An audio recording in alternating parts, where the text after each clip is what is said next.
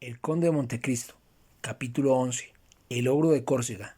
Al contemplar aquel rostro tan alterado, el rey Luis XVIII rechazó violentamente la mesa que estaba sentado. ¿Qué tenéis, señor barón?, exclamó. Estáis turbado y vacilante. ¿Tiene alguna relación eso con lo que decía el conde de Blacas y lo que acaba de confirmarme el señor de Villefort? Por su parte, el conde de Blacas se acercó también al barón, pero el miedo del cortesano impedía el triunfo del orgullo del hombre. En efecto, en aquella sazón era más ventajoso para él verse humillado por el ministro de policía que humillarle en cosa de tanto interés. Señor, balbució el barón. Acaba, dijo Luis XVIII, cediendo entonces el ministro de policía a un impulso de desesperación, corrió a postrarse a los pies del rey, que dio un paso hacia atrás frunciendo las cejas. No hablaréis, dijo. Oh, señor, qué espantosa desgracia. No soy digno de lástima. Jamás me consolaré. Caballero, dijo Luis XVIII, os mando que habléis. Pues bien, señor, el usurpador ha salido de la isla de Elba el 26 de febrero y ha desembarcado el 1 de marzo. ¿Dónde?, preguntó el rey vivamente. En Francia, señor, en un puertecillo cercano a Antibes, en el Golfo Juan. ¿Cómo? El usurpador ha desembarcado en Francia, cerca de Antibes, en el Golfo Juan, a 250 leguas de París, el día 1 de marzo, y hasta hoy, 3, no sabéis esta noticia. Eso es imposible, caballero. ¿Os han informado mal o estáis loco? Ay, señor, ojalá fuera como decís. Hizo Luis XVIII un inexplicable gesto de cólera y de espanto, levantándose de repente como si este golpe imprevisto le hiriese a la par en el corazón y en el rostro. En Francia, exclamó, el usurpador en Francia, pero ¿no se vigilaba a ese hombre? ¿Quién sabe si estarían de acuerdo con él? Oh, señor, exclamó el conde de Blacas, a una persona como el barón de André no se le puede acusar de traición. Todos estábamos ciegos, alcanzando también nuestra ceguera al ministro de policía. Este es todo su crimen. Pero, dijo Villefort, y repuso al momento reportándose, perdón, señor, perdón, mi celo me hace audaz. Dígnese vuestra majestad excusarme. Hablad, caballero, hablad libremente, contestó el rey Luis XVIII. Ya que nos habéis prevenido del mal, ayudadnos a buscarle el remedio. Todo el mundo, señor, aborrece a Bonaparte en el mediodía. Paréceme que si osa penetrar en su territorio, fácilmente se logrará que la Provenza y el Languedoc se subleven contra él. Sin duda, dijo el ministro, pero viene por Gap y Sisteron. Viene, exclamó Luis XVIII, viene a París. El silencio del ministro equivalía a una confesión. ¿Y creéis, caballero, que podamos sublevar el Delfinado como la Provenza?, preguntó el rey a Villefort. Lamento infinito, señor, decir a vuestra majestad una verdad cruel, pero las opiniones del Delfinado son muy diferentes de las de la Provenza y el Languedoc. Los montañeses, señor, son bonapartistas. Vamos, murmuró Luis XVIII, bien sabe lo que se hace. ¿Y cuántos hombres tiene? Señor, me es imposible decirlo a vuestra majestad, porque lo ignoro, dijo el ministro de policía. ¿No lo sabéis? ¿No os habéis informado de esta circunstancia? En verdad que no es importante, añadió el rey con una sonrisa irónica.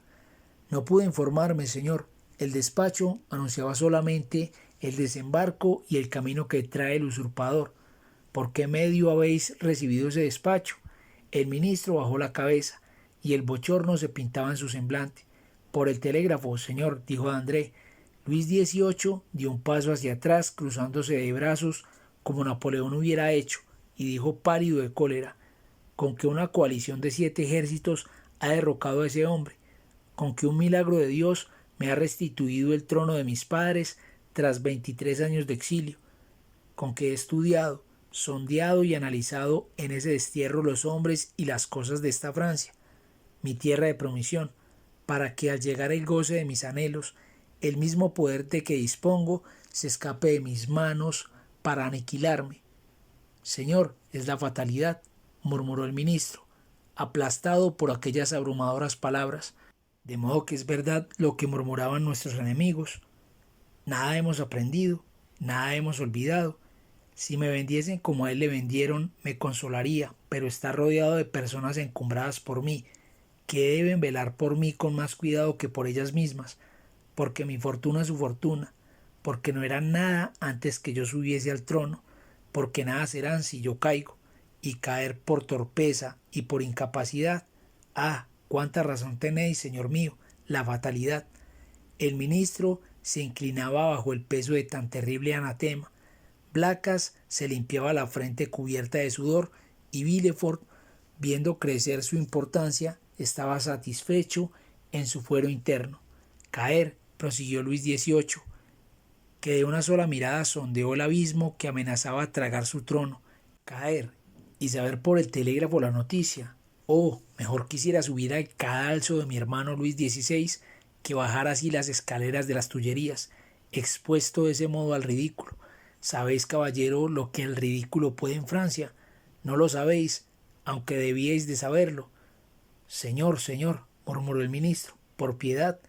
Acercaos, señor de Villefort, continuó el rey encarándose con el joven que de pie y un tanto retirado observaba el desarrollo de esta conversación, en que se trataba el destino de un reino. Acercaos y decid a este caballero que pudo saber antes lo que no supo. Señor, era materialmente imposible adivinar proyectos que el usurpador ocultaba a todo el mundo. Materialmente imposible, gran palabra. Desgraciadamente hay palabras tan grandes como grandes hombres. Ya conozco a ellas y a ellos. Lo imposible a un ministro que cuenta con una administración, con oficinas, con agentes, con gendarmes, con espías, con 1.500.000 francos de fondos secretos. Imposible saber lo que pasa a 60 leguas de las costas de Francia. Pues oíd, este caballero no contaba con ninguno de tales recursos. Este caballero, simple magistrado, sabía más que vos con toda vuestra policía, y hubiese salvado mi corona a tener como vos el derecho de dirigir un telégrafo. El ministro miró con una expresión de despecho a Villefort, que inclinó la cabeza con la modestia del triunfo. No lo digo por vos, Blacas, continuó Luis XVIII, pues si bien nada habéis descubierto, tuvisteis al menos la cordura de sospechar, y sospechar con perseverancia. Otro hombre acaso hubiera tenido por intrascendente la revelación del señor Villefort, o por hija de una innoble ambición. Este caballero, simple magistrado, sabía más que vos con toda vuestra policía, y hubiese salvado mi corona a tener como vos el derecho de dirigir un telégrafo. El ministro miró con una expresión de despecho a Villefort, que inclinó la cabeza con la modestia del triunfo. No lo digo por vos, Blacas, continuó Luis XVIII, pues si bien nada habéis descubierto, tuvisteis al menos la cordura de sospechar, y sospechar con perseverancia. Otro hombre acaso hubiera tenido por intrascendente la revelación del señor Villefort, o por hija de una innoble ambición. Estas palabras aludían a las que el ministro de policía pronunció tan sobreseguro una hora antes. Villefort comprendió perfectamente al rey. Otro en su lugar acaso se desvaneciera con el humo de la alabanza, pero temió crearse un enemigo mortal en el ministro de policía, aunque lo tuviese por hombre perdido sin remedio. En efecto, aquel ministro que en la plenitud de su poder no supo adivinar el secreto de Napoleón, podía en sus últimos instantes de vida política descubrir el de Villefort, solamente con interrogar a antes. Por esto, en vez de cebarse con el caído, le alargó la mano. Señor, dijo, la rapidez de este suceso debe probar a vuestra majestad que solo Dios podía impedirlo. Lo que vuestra majestad achaca en mí a una perspicacia notable es hijo del acaso pura y simplemente. Lo he aprovechado como un servidor fiel y nada más. No me concedáis mérito mayor que el que tengo, para no veros obligado a recobrar la primera opinión que formasteis de mí. El ministro de policía, agradecido, dirigió al joven una elocuente mirada, con lo que conoció Villefort que había logrado su deseo, es decir, que sin perder la gratitud del rey, acababa de ganar un amigo con quien podía contar siempre. Está bien, dijo Luis XVIII, y añadió luego, volviéndose al ministro de policía y al señor de Blacas. Podéis retiraros, señores. Lo que hay que hacer ahora atañe al ministro de la guerra. Afortunadamente, dijo el señor de Blacas, podemos contar con la Marina. Vuestra Majestad sabe cuán adicta es a su gobierno, según todos los informes. No me habléis, conde, de informes, que ya sé la confianza que puedo poner en ellos. Y a propósito de informes, señor barón, ¿habéis sabido algo nuevo sobre el asunto de la calle de Santiago? El asunto de la calle de Santiago, exclamó el sustituto sin poder reprimir una exclamación. Pero enseguida repuso, perdón, señor, si mi adhesión a vuestra Majestad hace que me olvide no del respeto que le debo, que ese está grabado profundamente en mi corazón, sino de la etiqueta de palacio. Decid y haced lo que queráis, caballero, respondió el rey Luis XVIII. En esta ocasión habéis adquirido el derecho de interrogar. Señor, respondió el ministro de Policía, venía justamente ahora a comunicar a vuestra Majestad las últimas noticias que ha adquirido sobre el asunto que nos ocupa, la muerte del general Quesnel. Nos va a dar el hilo de un gran complot. El nombre del general Quesnel hizo estremecer a Villefort. En efecto, señor, prosiguió el ministro de Policía, todo induce a creer que esta muerte no ha sido suicidio, como al principio creía todo el mundo, sino asesinato. Cuando desapareció, salía al parecer el general Quesnel de un club bonapartista. Un hombre desconocido le fue a buscar aquella misma mañana, citándole en la calle de Santiago. Desgraciadamente, el ayuda de cámara del general, que le estaba peinando al entrar el desconocido en el gabinete, aunque recuerda bien que la calle era la de Santiago, no se acuerda del número de la casa. A medida que el ministro daba estos pormenores al rey, Villefort, como pendiente de sus labios, mudaba instantáneamente de color. El monarca se volvió hacia él. ¿No suponéis como yo, señor de Villefort, que el general a quien se tenía justamente por adicto al usurpador, pero que en el fondo era todo mío, haya muerto víctima de una venganza bonapartista? Es probable, señor, respondió Villefort, pero no se conocen más detalles. Hemos dado con el hombre de la cita y se le sigue la pista. Se le sigue la pista, repitió el sustituto. Sí, el ayuda de cámara dio sus señas. Es un hombre de 50 a 52 años, moreno, ojos negros, cejas espesas y bigote. Lleva un levitón azul abotonado y en un ojal la insignia de oficial de la Legión de Honor. Ayer la policía siguió a un individuo exactamente igual en todo a ese sujeto, pero le perdió de vista en la esquina de la calle de Coq-Héron. Villefort tuvo que apoyarse en el respaldo de un sillón, porque a medida que el ministro hablaba, negábanse sus piernas a sostenerle, pero cuando supo que el desconocido había escapado a la gente que le seguía, respiró a sus anchas. Buscad a ese hombre, caballero, dijo el rey al ministro de Policía, porque si es verdad, como todo hace suponer, que el general Quesnel, que tan útil nos hubiera sido en estas circunstancias, ha caído bajo el puñal de un asesino, bonapartista o no, quiero que los criminales sean castigados como se merecen. Villefort necesitó de toda su sangre fría para no dejar traslucir los terrores que le inspiraban estas palabras del rey. Cosa extraña, prosiguió el rey, como bromeando, la policía cree haberlo dicho todo cuando dice se ha cometido un asesinato y haberlo hecho todo cuando añade he encontrado la pista de los culpables. Señor, confío en que vuestra Majestad quede completamente satisfecho esta vez. Ya veremos. No quiero deteneros más, varón. Iréis a descansar, señor de Villefort, que debéis hallaros muy fatigado del viaje. ¿Os alojáis en casa de vuestro padre? Villefort se turbó visiblemente. No, señor, dijo. Me he hospedado en el Hotel de Madrid, situado en la calle de Tournon, pero supongo que le habréis visto.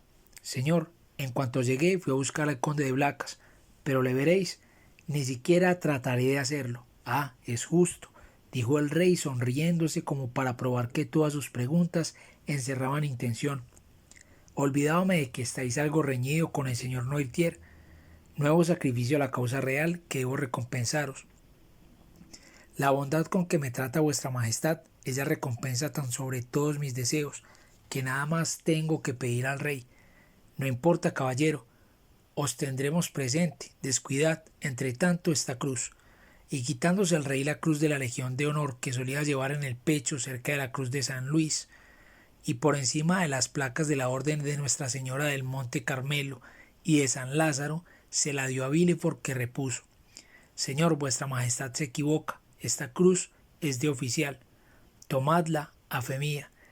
Sea la que fuere, dijo el rey, que no tengo tiempo para pedir otra. Blacas, haced que extiendan el diploma al señor de Villefort. Los ojos de éste se humedecieron con una lágrima de orgullosa alegría. Tomó la cruz y la besó. ¿Qué órdenes, dijo, tiene vuestra majestad que darme en este momento? Descansad el tiempo que os haga falta, y tened presente que si en París no podéis servirme en nada, en Marsella puede ser muy al contrario. Señor, respondió inclinándose Villefort, dentro de una hora habré salido de París. Marchad, caballero, dijo el rey, y si yo os olvidase que los reyes son desmemoriados, no temáis el hacer por recordaros. Señor barón, ordenad que busquen al ministro de la guerra. Placas, quedaos. Ah, señor, dijo el magistrado, el ministro de policía, cuando salieron de palacio, entráis con buen pie, vuestra fortuna es cosa hecha. Durará mucho, murmuró el magistrado saludando al ministro, cuya fortuna se deshacía y buscando con los ojos un coche para volver a su casa. A una seña de Villefort se acercó un fiacre, a cuyo conductor dio las señas de su casa, lanzándose al fondo enseguida, donde se entregó a sus sueños ambiciosos. 10 minutos más tarde, el magistrado estaba ya en su casa, y mandó a Par que le sirviesen el almuerzo y que preparasen los caballos para dentro de 2 horas. Iba ya a sentarse a la mesa cuando sonó fuertemente la campanilla, como agitada por una mano vigorosa. El ayuda de cámara fue a abrir, y Villefort pudo oír que pronunciaban su nombre. ¿Quién puede saber que estoy en París?, murmuró. En este momento entró el ayuda de cámara. «¿Y bien?», le dijo Villefort. «¿Quién ha llamado? ¿Quién pregunta por mí?» «Una persona que no quiere decir su nombre». «Una persona que no quiere decir su nombre. ¿Y qué quiere? ¿Desea hablaros? ¿A mí?» «Sí, señor. Ha dado mis señas. ¿Sabe quién soy yo?» «Indudablemente». «¿Qué trazas tiene?» «Es un hombre de unos 50 años. Alto, bajo, de la estatura del señor, sobre poco más o menos. Blanco, moreno, muy moreno, de cabellos, ojos y cejas negros». «¿Y cómo va vestido?», preguntó vivamente el magistrado. «Un levitón azul abotonado hasta arriba con la roseta de la Legión de Honor». «Él es», murmuró Villefort palideciendo. «Diantre», dijo asomando en la puerta el hombre que hemos descrito ya 2 veces. «Diantre, qué conducta tan extraña. Así hacen en Marsella esperar los hijos a sus padres en la antecámara». «Padre mío», exclamó el sustituto, «no me engañe. Sospechaba que fueseis vos». «Si lo sospechabas», contestó el recién llegado, dejando el bastón en un rincón y el sombrero en una silla. «Permíteme entonces, querido Gerardo, hacerte ver que has obrado mal haciéndome esperar». «Dejadnos, Germán», dijo Villefort. El criado se retiró y veíase que le sorprendía lo ocurrido.